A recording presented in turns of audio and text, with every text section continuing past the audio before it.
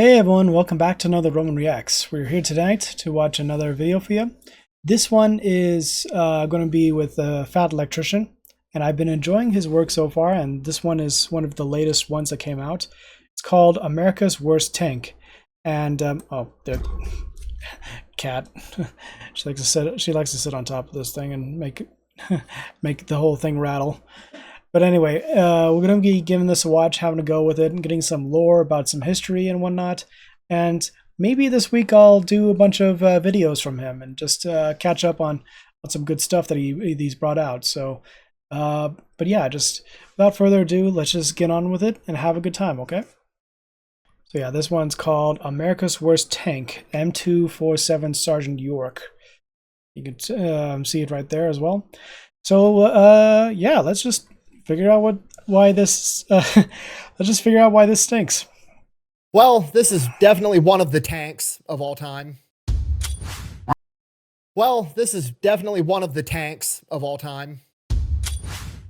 Today we're talking about the M247 Sergeant York. For all intents and purposes, it is a futuristic anti-aircraft tank. Buh! You're so dumb, it's not a tank, it's a SPAG, a self-propelled anti-aircraft gun. Buh! Yeah, no, I'm aware, I just call it that because it's an armored vehicle with tracks and a big gun, which to 99.9% of people on the planet, it's a tank. Plus, I refuse to call it a SPAG because it sounds like a slur, okay? And if you don't believe me, if a tanker drives a tank, what is somebody that drives a SPAG called?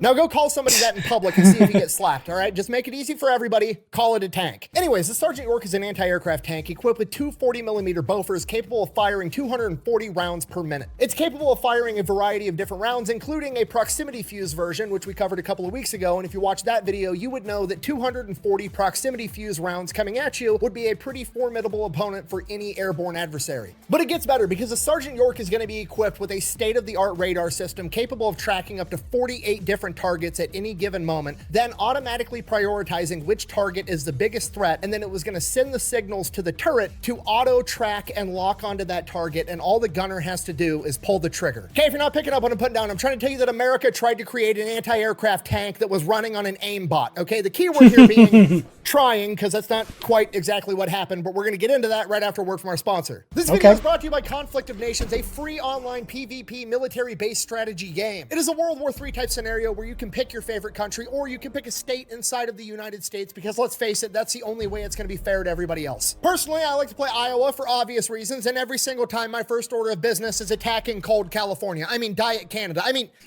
Minnesota. Once we turn Minnesota into Upper Iowa, I would usually turn my sights directly to Canada, but let's face it, at this day and age, Kendrick Lamar and the U.S. hockey team has already done that for me. Let me hear you say, now remember, this is a strategy-based game. You can be diplomatic, form an alliance, and work together.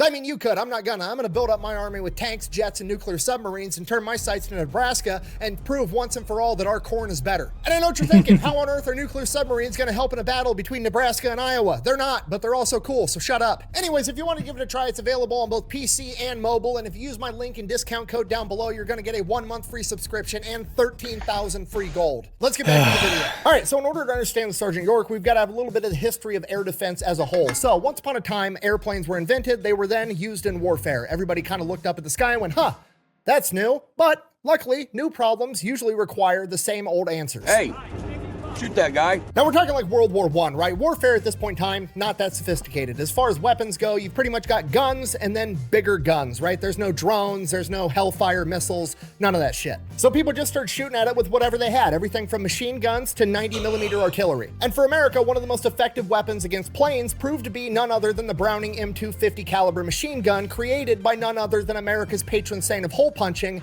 John Moses Browning.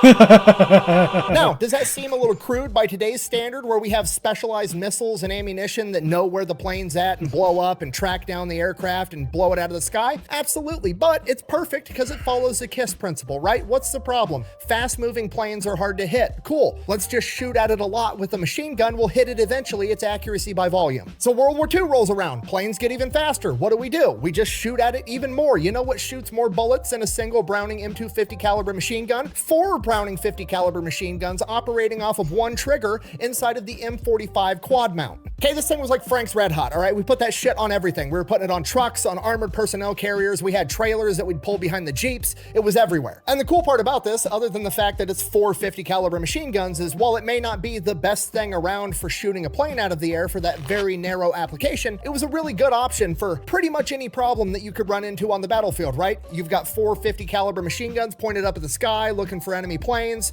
There's no enemy planes, but there's a bunch of enemy soldiers over there. Oh, there were a bunch of enemy soldiers over there. And that's why the M45 quad mount stood the test of time, because we were still slapping this thing on the back of trucks during Vietnam. We weren't really shooting down a lot of planes with it, but you know what? Every time the trees started speaking, John Moses Browning had something to say back. Did you chop down this tree?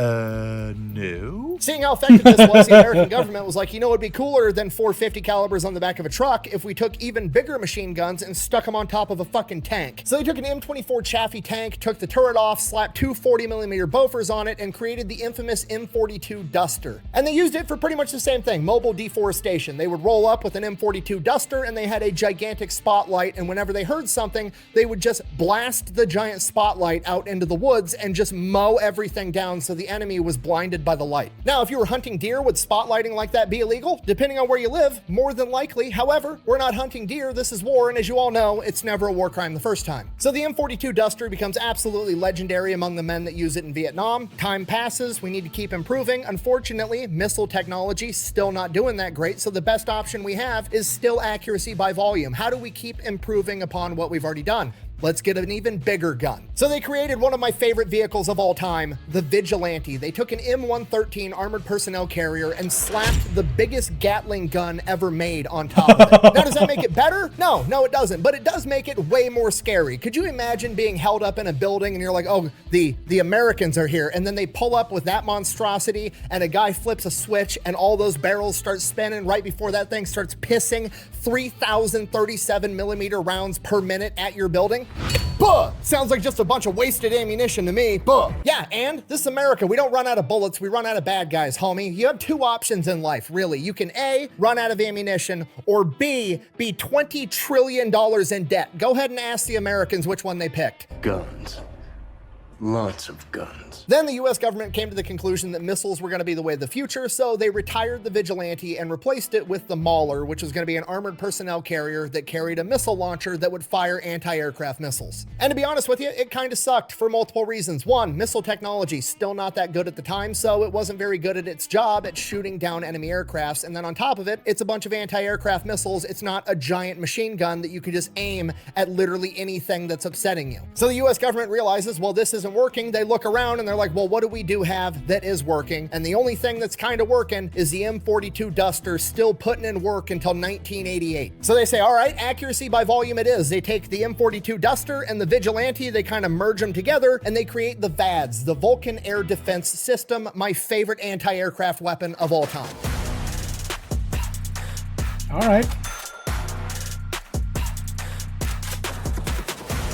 They took the same M113 personnel carrier and then slapped a 20mm Vulcan rotary cannon on top, capable of firing 6,000 rounds per minute. And again, it works kind of okay on enemy aircraft and even better on enemy everything else. Do I have any examples of this? Why, yes, I do. In 1989, during Operation Just Cause, when the United States military went into Panama to remove the dictator Manuel Noriega, a bunch of his men were held up inside of a headquarters building surrounded, to which the American forces told them, hey, you should probably go ahead and surrender, to which they were like, nah. To which the American commander said, all right, get the Vulcan up here. Go ahead and fire a warning shot at the front door. Fire a warning shot. Gunny, but it's an M224 60mm mortar. I don't give a shit. Fire the fucking warning shot. And here's what the building looked like after the warning shot. At which point all of the men inside were like, you know what, on second thought, actually, we will go ahead and surrender.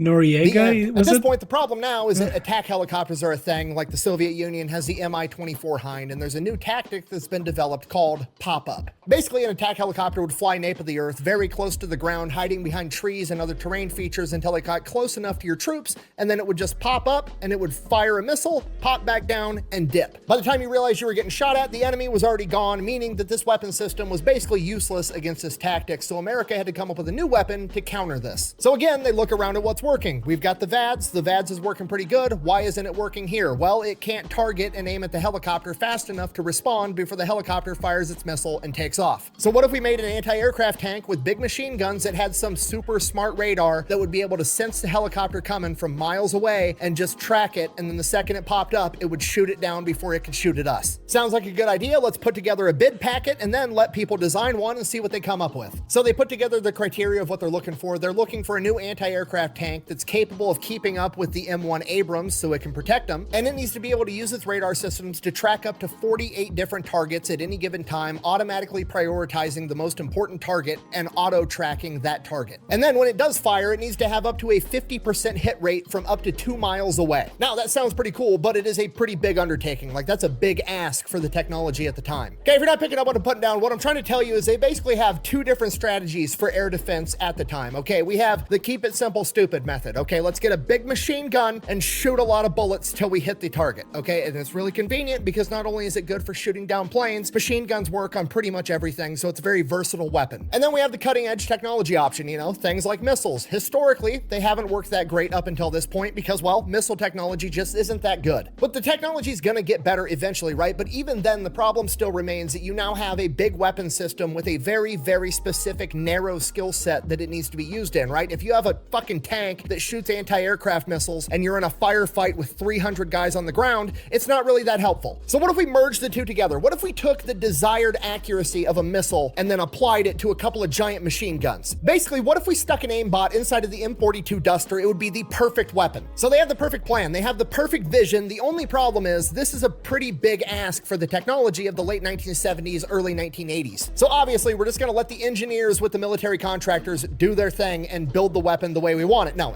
absolutely not. The government steps in and is like, no, we need to cobble this thing together with a bunch of old shit that we've got laying around. It's always the government. They step in, put a regulation, and they mess things up. Offer is this. Nothing. This new super advanced anti-aircraft tank needs to be made out of the hull of an old Patton tank from World War II. In addition to that, instead of developing a new radar specifically designed for this mission set, I want you to just take a radar out of an F-16, you know, the radar for a fighter jet that's used to operating in open airspace with no objects around it whatsoever. Yeah, I want you to take that radar, shove it in this thing that's sitting on the ground, surrounded by other solid objects to fuck with the radar and just make it work. So 5 contractors get selected. Sperry, the same guys that made the Vigilante, Raytheon, General Dynamics, Ford Aerospace, and General Electric all get to work on making a prototype. In the meantime, we got to come up with a cool name, right? Okay, it's going to be this super badass state-of-the-art tank. It's going to be just like this expert marksman with an aimbot inside of it that's capable of shooting and auto-tracking anything. What should we name it after? I know the answer. Let's name it after Alvin York, aka Sergeant York, the World War I hero that was a renowned sharpshooter. Makes perfect sense. That's a great name from a great man. Now we just have to build a tank that lives up to that name, and to be honest with you, we're off to a horrible start. So blueprints for the prototypes get submitted. They pick the 2 best options. Those are from Ford Aerospace and General Dynamics. So they go ahead, they give Ford and General Dynamics $79 million each to build their prototype, and then they send them into testing to go head to head. In testing, they have the tanks out on the field. They have a bunch of drones fly by. The General Dynamics tank shoots down 19 drones, and the Ford tank shoots down 9. So naturally, they give General Dynamics the bid. I'm just kidding. They give it to Ford. Why the fuck would they do that? Well, apparently, they went ahead and decided that they liked the idea of having the 40mm ammunition that Ford was using over the 35mm ammunition that General Dynamics was using, even though the bid specified it could be any caliber between 30 and 40mm. Here's what I heard. Blah, blah, blah, science, bigger. And bigger is better. So Ford goes ahead and they get the bid with their tank that was literally less than half as effective as the General Dynamics version. So Ford then goes, takes the money, builds 4 prototypes, and then starts manufacturing like 150 more of these things. The prototypes get put into testing and they perform absolutely terrible. Now, the Sergeant York tank is supposed to be able to use its radar to lock onto enemies in 2 different ways. One, it can track motion, ideally the props on a helicopter spinning, and it'll lock onto that. And the backup is that it's got thermals so it can lock onto heat signatures. Again, this is being powered by a radar that's out of an F-16, which was designed to operate in open airspace. So that radar is confused by trees and buildings. And if the guns aim up, the gun barrels interfere with the radar as well. So it's pretty much confused about everything. Wow. Tree? I am no tree. If that wasn't bad enough, due to all the added weight from the 240mm Bofors and the radar and all the other equipment that's packed inside of this thing, it weighed way more than it was supposed to, meaning that it was too slow to keep up with the M1 Abrams, which was its entire point for existing. Eventually, some politicians start asking questions, which means journalists start asking questions, then they start writing articles, and then there's public outcry that the government's wasting money on this tank. So in 1984, the Secretary of Defense, Caspar Weinberger, steps in and he's like, you know what? We're gonna figure out if this thing actually works with even more testing, and this testing is gonna cost $54 million.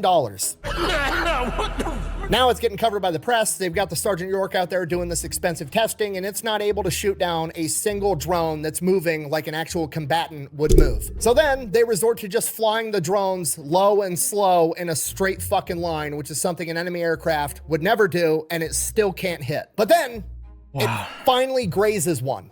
But I ticked it. It hit the bed. You're still out. You're still fat. Now, it doesn't shoot the drone down, but it did damage it. And according to protocol, the dude running the drone immediately hits the self-destruct button to blow it up. That way the drone didn't fly off and crash into something important, which is exactly what he was supposed to do. But all the journalists that were there interpreted that as the Army trying to rig the testing to make the Sergeant York look like it was effective. So now there's even more public outcry that we need to quit wasting money on this tank because the Army has invested billions upon billions of dollars in this thing and it simply doesn't work. So then they go out and they have the helicopter drone just hover, which is something that would never ever happen, but that's what they do. And the York still cannot shoot down the drone. So then they add a bunch of radar reflectors to make it even more obvious to the York's radar where this helicopter is and have it be completely stationary. One of the lead journalists on this story described this as the equivalent to, and I quote, testing a bloodhound's ability to track a man by covering him with beefsteaks and standing him still alone upright in the middle of a parking lot. And the Army is like, no. It works. It works and it's awesome. You know what we're gonna do? Let's go. We're gonna have a bunch of British officers and Australian high-ranking officers and Congress people that doubt us and bring them out to the field, and we're gonna put on a demonstration and show them how awesome this thing is. And you know what? While we're at it, you know who else would love to see how effective this tank is?